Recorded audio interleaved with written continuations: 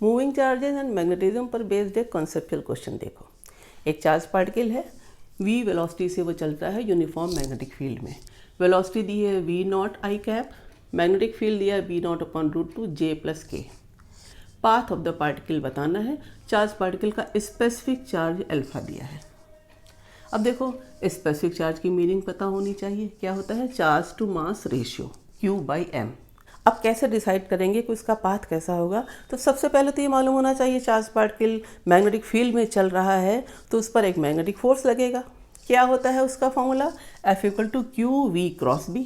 दूसरी बात, charge particle पर फोर्स कैसा लगता है उसी हिसाब से उसका पाथ या ट्रेजेक्ट्री होती है। याद है, अगर चार्ज पार्टिकल मैग्नेटिक फील्ड से किसी एक्यूट एंगल पे चलता है तो उसका पाथ हेलिकल होता है। और अगर चार्ज पार्टिकल पर फोर्स ऐसे लगता है कि उसका मैग्नीट्यूड तो कांस्टेंट रहे लेकिन वो हमेशा वेलोसिटी के परपेंडिकुलर रहे। याद है ऐसी मोशन? Circular motion. यहाँ पर फोर्स वेलोसिटी के परपेंडिकुलर है। देखो, v और b अगर ये दोनों परपेंडिकुलर हैं तो मैक्सिमम फोर्स लगेगा, वही कांस्टेंट इन मैग्नीट्यूड रहेगा।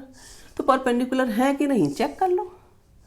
v और b अगर परपेंडिकुलर होते हैं तो दो वेक्टर परपेंडिकुलर हैं, डॉट प्रोडक्ट जीरो होगा। तो v डॉट b देख लो, चेक कर लो। v डॉट b क्या होगा? v not I cap b not upon root two bracket में j plus K, dot product लिया v not b not upon root two I dot j plus I dot K. ये दोनों zero ही तो होंगे क्योंकि दोनों आपस में i j के क्या होते हैं?